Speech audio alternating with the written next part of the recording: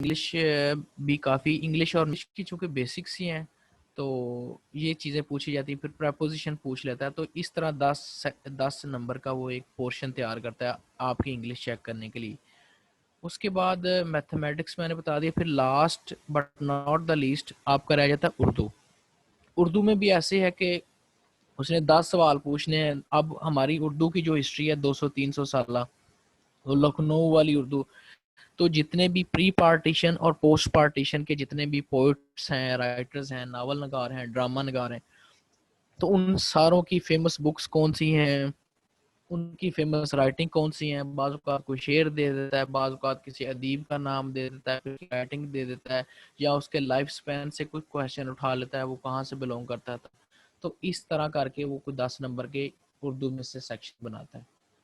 तो ये कुछ थे 10 सेक्शन। आई होप सो कि मैंने गिनवा दिए। अगर कोई मिसिंग हो तो मैं अगेन आपको बता दूंगा। मैंने अगर दोबारा बता देता हूँ, मैथमेटिक्स, इंग्लिश, आपका Urdu, everyday science, general knowledge, फिर आपकी पाकिस्तान अफेयर्स, फिर आपके करंट अफेयर्स, फिर आपके ज्योग्राफी, फिर आपकी मुख्तलिफ बेसिक साइंसेस, एवरीडे साइंसेस।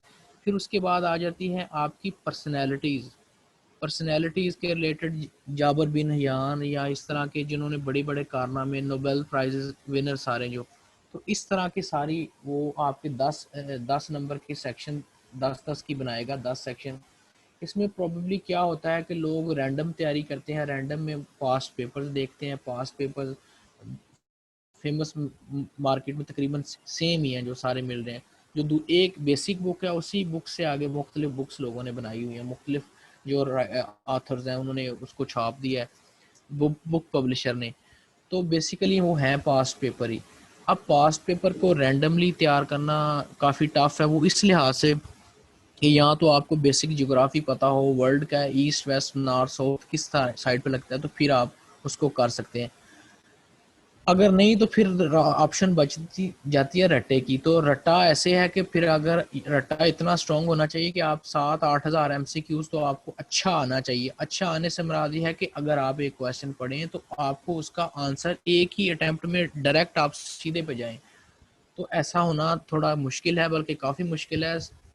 1000 में कोई एक बंदा ऐसा निकलेगा जो इस टैलेंट के या इस तरह रट्टा लगाने के काबिल होता है, वरना ऐसा मुश्किल नहीं है। तो फिर क्या करते हैं लोग, सेक्शन वाइज PPSC को देखते हैं, सेक्शन वाइज तैयारी करते हैं। और फिर ज़ाहिर बात है जब आप सेक्शन वाइज तैयारी करेंगे तो हर सेक्शन को अगर अगर 7-7 नंबर भी लेना ईच सेक्शन से आप, तो फिर भी आपके 70 नंबर बन जाते हैं।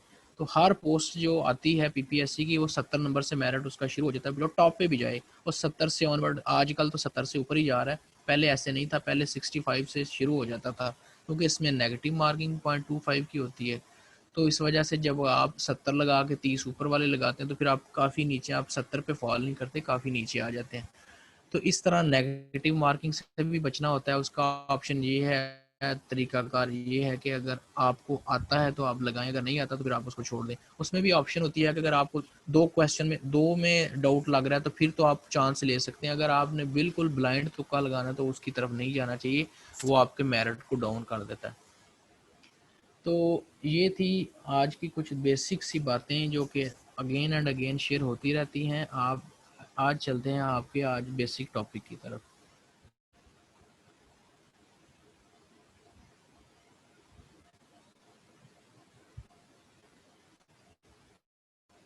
मैं आपको ज़रा शेयर, अच्छा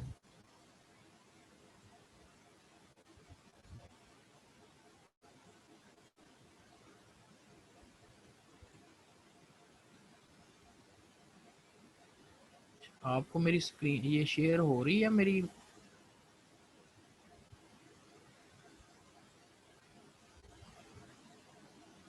अच्छा जी, थोड़ा सा बता दें कि मेरी स्क्रीन शेयर हो गई आपको?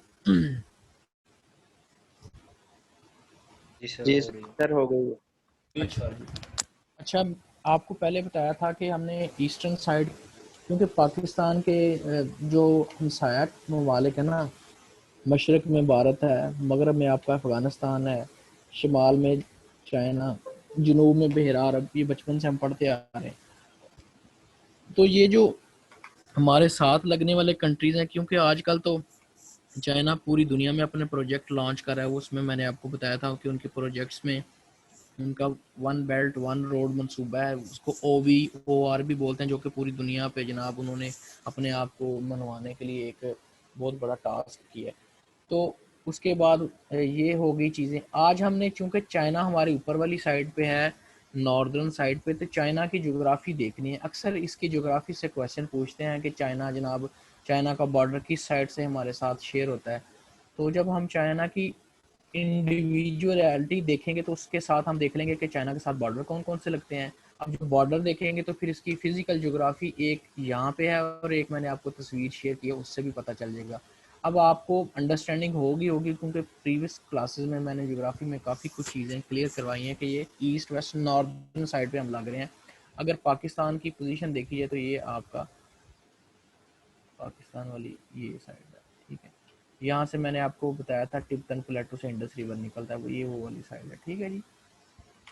अच्छा, हम चाइना को भी अब ईस्टर्न साइड से देखते हैं। अब ये भी क्वेश्चन आ सकता है कि चाइना की जो ईस्टर्न साइड, ये देखें ये सारी ईस्टर्न कोस्ट है सारी। ये कोस्ट लाइन ये होती है कि जहाँ से आप डायरेक्ट समंदर को लगते हो।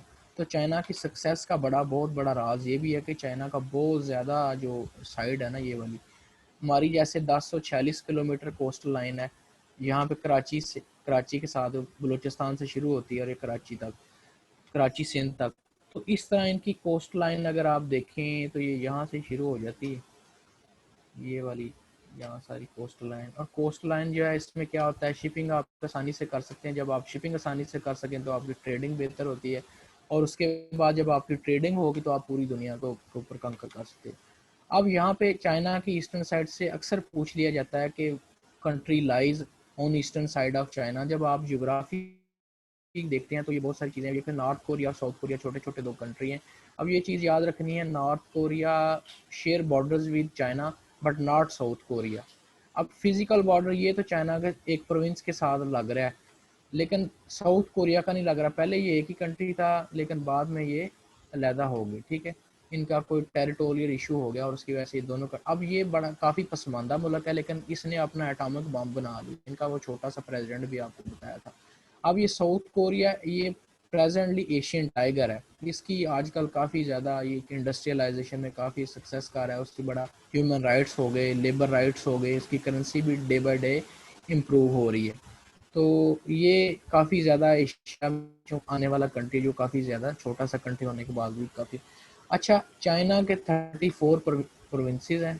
अगर देखा जाए डिवीजन इसकी 34 है, आगे इसके जो प्रोविंसेस हैं वो 29 है कुछ। फिर इसके बाद जो रेस्ट ऑफ दीज है ना 29 और एक 30, और जो 5 है ना वो इसकी हैं ऑटोनोमस टेरिटरी। ऑटोनोमस टेरिटरीज ऐसी होती हैं कि उनका इंडिपेंडेंट स्टेटस होता है। जैसे कि पीछे का क्या आपने वो एक हांगकांग में इशू भी देखा होगा, ये इंडिपेंडेंट टेरिटरी है अब इनकी। तो यहाँ पे काफ़ी ज़्यादा अरसा ये एहतजाज वगैरह होने शुरू हो गए थे। जो लोग रेगुलरली डाउन पढ़ते हैं तो उन्होंने वो प्रीवियसली जब 2019 शुरू की बात है तो वो ये सारी चीज़ें यहाँ पे देख रहे थे। ये ईस्टर्न साइड अभी कर रहे हैं। ये छोटा सा है ताइवान, तेपी, ये मैंने कंट्री आपको कराया। ये आइलैंड भी है और ये अब वो क्वेश्चन ताइवान का भी पूछ सकता है कहाँ पे है। अब ये Taiwan lies in East China Sea. ये देखिए ईस्ट साइड है, चूंकि ईस्टर्न साइड ऑफ चाइना पड़ रहे हैं, चूंकि चाइना की ई साइड कोस्टल लाइन है सारी, ये ईस्ट चाइना सी है। यहाँ पे एक छोटा इंपॉर्टेंट सी मैंने आपको बताना था, येलो सी। अब देखें अगर वो पूछे कि नॉर्थ कोरिया की वेस्ट साइड पे, देखो कुछ क्वेश्चन बिल्कुल आपकी कॉमन सेंस के रिलेटेड होते हैं। उसमें ज़रूरी नहीं होता कि जनाब आपको बताया गया हो तो आप बताएं। हाँ, जब आप पढ़ रहे होते हैं तो आप अपनी बेसिक अंडरस्टैंडिंग डेवलप करके ये किसकी ईस्ट, किसकी, अगर मैंने किसी की वेस्ट साइड बता दिया तो आप डेफिनेटली समझें कि ईस्ट पे क्या है, नॉर्थ क्या है, साउथ क्या है। अब वो नॉर्थ कोरिया की वेस्ट साइड पे अगर पूछे क्या है तो वो आपका येलो सी। अगर ये पूछे कि येलो सी की ईस्टर्न साइड पे क्या है तो ये दोनों कंट्रीज लगते हैं, ठीक है। अच्छा, ये फेमस पोर्ट है जी शंघाई पोर्ट। ये फेमस सिटी भी है, शंघाई ईस्टर्न साइड पे लगता है। तो ये ताइवान हो गया, ये ईस्ट चाइना हो गया, ये आ गया साउथ चाइना सी। साउथ चाइना सी में आजकल प्रेजेंटली काफ़ी ज़्यादा कॉन्फ्लिक्ट हैं। अगर आपने वो मैप का प्रीवियस पोर्शन पढ़ा तो मैंने काफ़ी ज़्यादा साउथ चाइना सी में और भी चीज़ें करवाई। ये है नान एक इंडिपेंडेंट इनकी टेरिटरी है। अच्छा, यहाँ से अब शुरू होते हैं ईस्टर्न साइड पे। ये ऊपर वाला जो इनका सबसे बड़ा प्रोविंस है ना, ये वाला, ये है हेलो जिनजियांग, हेलो जिनजियांग इनका प्रोविंस है। उसके बाद ये इनका प्रोविंस है जीलियान प्रोविंस। अभी मैं प्रोविंस करवा रहा हूँ बात जो इसकी फिजिकल टोपोग्राफी है या फिजिकल ज्योग्राफी है, जैसे माउंटेन्स रिवर्स वगैरह, वो अभी बाद में करवाऊंगा।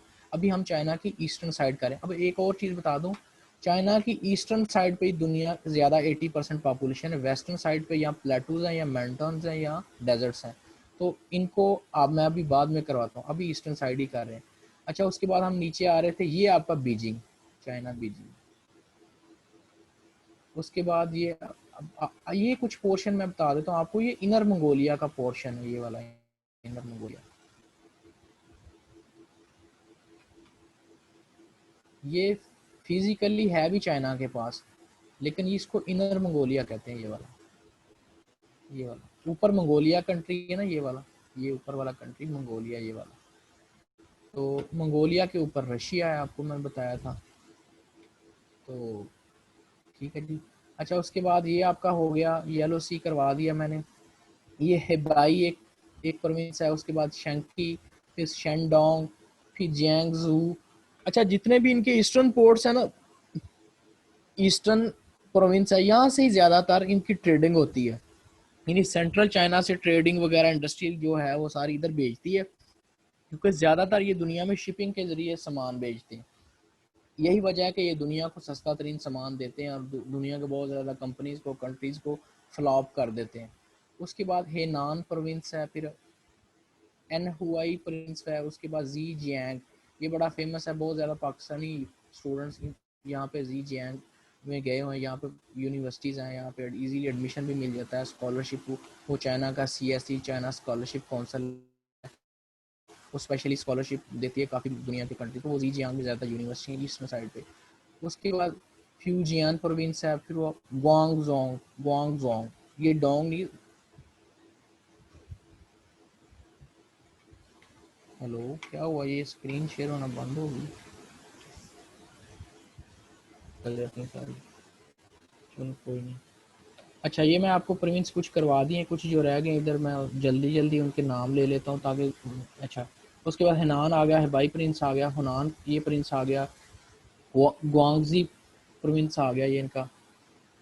उसके बाद ये आ गया इनका गुआंगचू प्रोविंस आ गया, ये चोंगको आ गया, ये है शेंग, इसके बाद मैं आपको बताऊंगा इनकी वो जो famous wall of the world है वो कहाँ पे है। फिर ये शैंक्सी प्रोविंस आ गया, चोंकू प्रोविंस आ गया। ये याद करने की ज़रूरत नहीं है, एक्चुअली ईस्टर्न साइड वाले जो थे ना ये ज़्यादा थे, फ्यूजियान, जी जियांग, ये ज़्यादा। जी जियांग से ज़्यादातर सामान जो अलग, ओ सॉरी, हम वो मंगवाते हैं ना दराज से, या वो जो 22-25 दिन में सामान आता है, तो वो जी जियांग प्रोविंस से ज़्यादातर आता है। गुआंगडोंग प्रोविंस भी ज़्यादा है, गुआंगसी भी ज़्यादा है। अच्छा, फिर ये है कि ईस्ट चाइना सी, ये जो मैंने आपको कंट्रीज बताए थे, चाइना शेयर्स बॉर्डर विद, अगर ये क्वेश्चन आ जाए तो चाइना किस किस कंट्री के साथ अपना बॉर्डर शेयर करता है, तो एक तो ये आपके ऊपर बड़ा सा कंट्री है मंगोलिया, इसके साथ बॉर्डर शेयर करता है। ये इनर मंगोलिया मैंने आपको बता दिया। फिर ये चाइना ऊपर कजाकिस्तान के साथ बॉर्डर शेयर करता है। फिर उसके बाद नीचे किर्गिस्तान के साथ भी चाइना की बाउंड्री लगती है यहाँ पे, लेकिन फिजिकली चाइना मूव नहीं कर सकता, लेकिन उसने काफ़ी कोशिश करके रास्ते बना लिए। फिर उसके बाद ये पाकिस्तान वाली जो वेस्टर्न पाकिस्तान के ऊपर ये नॉर्थ साइड बनती है, ये कराकरम K2 से, जहाँ से ये हमारी जनाब अंदर इंटर पाकिस्तान में हो रही है, सी पैक इधर से इंटर हो रहा है। उसके बाद चाइना के नीचे ये नेपाल कंट्री लगता है, नेपाल की नीचे साइड पे इंडिया है।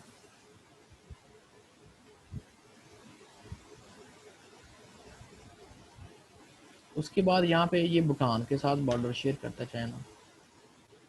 नेपाल भूटान मैंने दो कंट्री अलग अलग। ये फिर बांग्लादेश है जो पाकिस्तान का 1971 में पार्ट अलहदा हो गया था, ये Bangladesh eastern side of Pakistan, इसको मशरकी पाकिस्तान भी कहते थे, लेकिन अब ये टूट चुका है, अलहदा कंट्री बन चुका है। फिर उसके बाद ये बर्मा, बर्मा के साथ भी ये उसके बाद ये थाईलैंड के साथ भी शेयर करता है। उसके बाद लाओस के साथ भी शेयर करता है, अब वियतनाम के साथ भी शेयर करता है। अब देखें, जिस बंदे ने वैसे ही पेपर से रट्टा लगाया होगा या एक्सटेंसिव बुक पढ़ी होगी, वो याद तो करेगा चीज़ें, लेकिन उसको याद होंगी नहीं। अगर वो ये मैप को फिजिकली कर रहा होगा तो फिर वो चीज़ें याद कर लेगा। फिर ये मैंने आपको नॉर्थ कोरिया से भी बताया था, ये बॉर्डर शेयर करता है चाइना। तो कितने ज़्यादा कंट्रीज हैं, अब इनमें से किसी का नाम भी ले ले तो आप एक कैलकुलेटेड सा, एक जीनियस सा गैस लगा सकते हैं। अब वो कहे कि चाइना फिजिकल बॉर्डर शेयर करता है विद ताइवान, तो अगर आपको पता होगा कि ताइवान तो एक इंडिपेंडेंट आइलैंड है इसमें ना, ईस्ट चाइना सी में, तो आप फिर उसको समझ जाएंगे। साउथ चाइना सी में कि कौन सी साइड लगती है, तो ये सारी हैनान ये इसका पूछ सकता है। तो ये बेसिक सा मैंने आपको बता दिया। हाँ, एक और चीज़ रह गई बताने वाली, चाइना का बेसिकली पर्पस क्या है। चाइना की ईस्टर्न साइड तो है सारी डेवलप, ये वाली जो ये येलो रिवर है बहुत बड़ा। अच्छा, जो चाइना की ये वाली साइड है ना, वेस्टर्न साइड, थोड़ा सा मेरा माउस तंग कर रहा है मुझे, ये वाली वेस्टर्न साइड है, ये अभी आबाद नहीं है। तो चाइना एक्चुअली अपनी ईस्टर्न साइड को वेस्टर्न वर्ल्ड से एक तो जोड़ना चाहता है, यानी कजाकिस्तान से जुड़ जाए, उसके बाद मंगोलिया से जुड़ जाए, फिर उसके बाद ये किर्गिस्तान से जुड़ जाए, फिर पाकिस्तान के साथ सी पैक बना रहा है, फिर नेपाल के साथ, ऐसे भूटान के साथ, क्योंकि यहाँ पे वो कराकरम का पहाड़ी सिलसिला है, तो इसीलिए यहाँ पे फिजिकल बाउंड्री आना मुश्किल है। फिर ये इंडिया साथ, तो इंडिया चूँकि चाइना के साथ अच्छे रिलेशन नहीं है, तो इसीलिए इंडिया के साथ मुश्किल है। हम मैंने पहले वो प्रीवियस लेक्चर में बताया था कि यहाँ के पाकिस्तान के साथ ही वो अपनी सारी लैंड शेयरिंग कर रहा है और वो उनके साथ ही अपना मामला कर रहा है। फिर वो चाहता है कि ये साउथ ईस्ट एशियन को टारगेट किया अगर वो, तो ये वहाँ से ही करेगा ना, साउथ चाइना सी से अपनी शिपिंग करके आसानी से।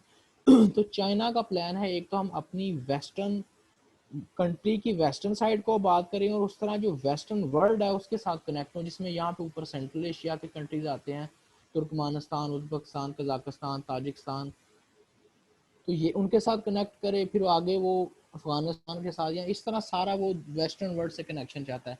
तो समुद्री रास्ता तो उसके पास ऑलरेडी है, वो इस्तेमाल कर रहा है। तो वो अब चाहता है कि खुदा न खास्ता अमेरिकन कॉन्स्पिरेसी इतनी बढ़ जाती है तो उनके पास दूसरे कंट्री के साथ इंटरनेशनली रिकग्नाइज रास्ते हों।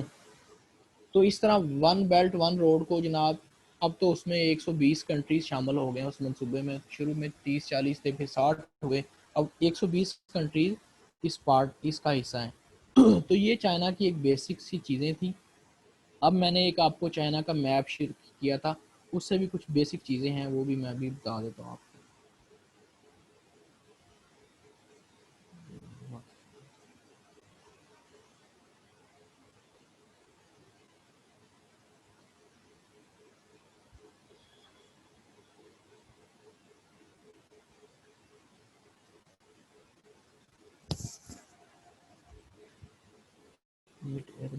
मीटिंग का टाइम भी 7।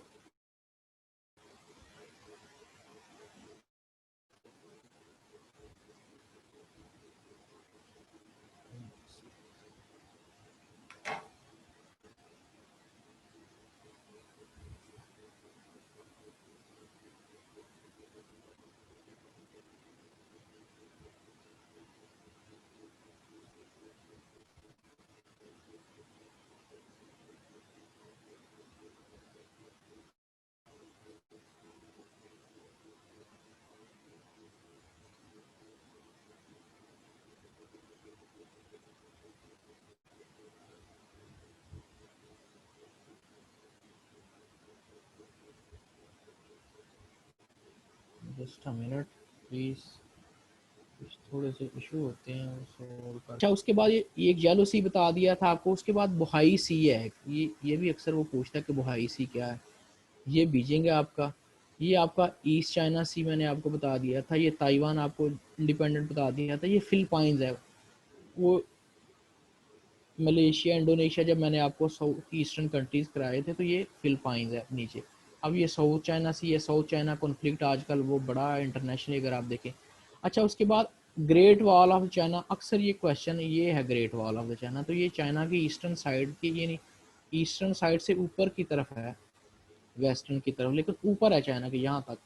इसके बारे में मुख्तलिफ लोगों की, मुख्तलिफ हिस्टोरियन की मुख्तलिफ ओपिनियन, लेकिन आपने इसकी एक जोग्राफिकल पोजीशन का थोड़ा सा अंदाज़ा करना है कि ये यहाँ से बुनाई सी से शुरू होता है और यहाँ जहाँ तक। उसके बाद इसके ऊपर मंगोलिया में गोबी डेजर्ट है, बड़ा फेमस क्वेश्चन अक्सर आता है कि गोबी डेजर्ट कहाँ, समझे इसलिए मंगोलिया में गोभी ज़्यादा होती है। और इनके वो जो लोग हैं उनके सर भी गोभी के फूल जैसे हैं, ये इस तरह से याद रखना मंगोलिया के लोगों को, तो ये गोभी के फूल जैसे सारे। उसके बाद हुआंग ही रिवर है, काफ़ी फेमस, ये मैंने शायद वो पिछले जो मैंने इंडिपेंडेंट सीरीज का, तो ये हुंगान ही अब चाइना का सबसे बड़ा जो रिवर है यंगेट्स रिवर है, इसमें दुनिया का सबसे बड़ा डैम, ये थ्री गॉर्जियस डैम, ठीक है। तो उसके बाद ये एशिया का सबसे बड़ा भी मैंने आपको करवाया था जब कर।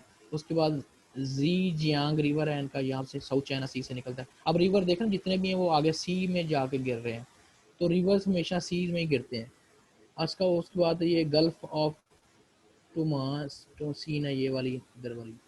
उसके बाद ये कंट्रीज मैंने आपको बता दी, वियतनाम, लाओस, ये थाईलैंड, ये सारे बॉर्डर जो शेयर। उसके बाद अंडमान सी है ये वाला, अक्सर ये क्वेश्चन पूछा जाता है बांग्लादेश के नीचे, तो म्यांमार की वेस्टर्न साइड बनती है, इंडिया की ईस्टर्न साइड बनती है, तो अंडमान सी है ये फेमस। उसके बाद टकला मकान डेजर्ट है, बहुत फेमस है चाइना में, अक्सर क्वेश्चन ये एमसीक्यू जाता है कि वेयर इज़ टकला मकान डेजर्ट, तो चाइना में है ये। इसका कुछ पोर्शन यहाँ पे इधर इन कंट्रीज में भी जाता है, लेकिन बेसिक पार्ट जो इसका ये टकला मकान डेजर्ट का वेस्टर्न साइड पे, जैसे मैंने आपको बताया था चाइना की वेस्टर्न साइड जो सारी इनफर्टाइल सी है सारी। अच्छा उसके बाद है कुनशान माउंटेन्स, ये वाली माउंटेन्स है। फिर ये तिब्बतन प्लेटू जहाँ से इंडस रिवर निकलता था, मैंने पहले आपको बताया भी था। हिमालयज माउंटेन्स, ये उसने नाम लिखा भी हुआ है हिमालयज माउंटेन, ये सारी। तो मैंने बताया था हिमालय की माउंटेन्स नेपाल, भूटान, बांग्लादेश, म्यांमार तक जाती हैं। तो कहाँ से ये सिलसिला शुरू होता है, ऊपर ऊपर सेंट्रल एशिया से आकर ये ऐसे ऐसे होता होता ये सारा सारा साथ ही चलता है। इसमें तिब्बतन प्लेटू से फिर मैंने आपको बताया था ऐसे इंडस रिवर हमारा निकलता है। तो ये आई थिंक सो कि आपको ये 2 मिनट रह गए, अभी मैं कुछ और चीज़ें बता देता हूँ। ये मैंने आपको बता दिया क्योंकि गोबी डेजर्ट अंदर आता है, क्योंकि ये इनर मंगोलिया वाला पार्ट है, इधर से फिर ऊपर रशिया के साथ काफ़ी बॉर्डर ये शेयर करता है। अब मंगोलिया किसी दौर में इनकी काफ़ी ज़्यादा हिस्ट्री ले, लेकिन इन प्रेजेंट हिस्ट्री या जिसे मॉडर्न हिस्ट्री बोलते हैं 19 सेंचुरी या 20 सेंचुरी या 21 सेंचुरी, इसमें इनका कोई पार्ट नहीं है, थोड़ी सी आबादी है। और वो लोग किसी के साथ कॉन्फ्लिक्ट नहीं करते, वो किसी के साथ ज़्यादा ट्रेडिंग नहीं करते, लैंड लॉक सा कंट्री है रशिया और दो। अब ये भी हैरानी वाली बात है कि दो वर्ल्ड बिगेस्ट पावर के दरमियान ये कंट्री आता है, लेकिन इसको अभी बड़े पुरसकून तरीके से रहने दिया जा रहा है, वरना ऐसे होता नहीं नॉर्मली। दो बड़ी रियासतों के दरमियान जो सेंटर वाली रियासत है ना, जिसको बफर स्टेट बोलते हैं, मैंने बताया था, तो वो खा मखाए बेचारी पिस जाती है, नहीं उसको बैटल ग्राउंड बना लेते हैं कि चाइना वालों ने इसको बना लेना और रशिया वालों ने। लेकिन फॉर्चुनेटली ये मंगोलिया, चंगेज़ खान जो मंगोलिया से था, तो शायद इनकी प्रीवियस हिस्ट्री की वजह से या इनकी ज़्यादा पार्टिसिपेशन की वजह से इनके साथ ज़्यादा लोग इंटरेक्शन नहीं करते, या ये लोगों के साथ हमने कभी नहीं देखा होगा इंटरनेशनल मीडिया में या इंटरनेशनल न्यूज़ में कहीं मंगोलिया की कोई खबर आई हो। बाकी कंट्रीज़ की आप छोटी मोटी खबरें देखते रहते हैं, लेकिन ये मंगोलिया की बहुत कम खबर आती है। जैसे साउथ कोरिया की खबर आती रहती है, चाइना तो आजकल इंटरनेशनल पहले नंबर पे ये प्लेयर बनने जा रहा है। ये 2050 तक क्लेम करता है कि वो अपने वन बेल्ट वन रोड से तकरीबन दुनिया के 120 ममालिक के साथ लिंक बना लेगा। मैंने आपको ये प्रीवियस लेक्चर में बताया था, चाइना ने यहाँ से ट्रेन शुरू की है और यहाँ से सेंट्रल एशिया से होती होती वो फ्रांस तक एक्सपेरिमेंट कर भी लिया उन्होंने। तो 14 दिन में जनाब फ्रांस में वो यूरोप में यानी सामान अपना एक उन्होंने ट्रेन बाउंड्री बना ली है अपनी ट्रेन की पटड़ी, तो वो बन इसके अलावा ये वन बेल्ट वन रोड का सी पैक का जो मैंने बताया था वो that is only 5% of the one belt one road. यानी हमारा जो सी पैक वाला मंसूबा है ना, जिसको पोलिटिसाइज करने की काफ़ी कोशिश की जा रही है, वो वन बेल्ट वन रोड का तकरीबन 5% बनता है। यानी वो ये चाहते हैं कि पाकिस्तान भी एक ऑप्शन रहे हमारे पास ट्रेडिंग के लिए। और ट्रेडिंग इसलिए, ट्रेडिंग में चूँकि वो डायरेक्ट अरेबियन सी में गिरेगा, जाके उनका सामान लेके जाएंगे, और अरेबियन सी चूँकि आगे इंडियन ओशन में और इंडियन ओशन आगे पूरी दुनिया के साथ लिंक करता है, तो वो चाहते हैं वेस्टर्न वर्ल्ड के साथ मिलना। What happen sir area China का ज्यादा है या यूएसए का? यार चाइना का ज़्यादा एरिया है। ये क्या हुआ, आप स्क्रीन ब्लाइंड होगी, क्या मसला आ गया?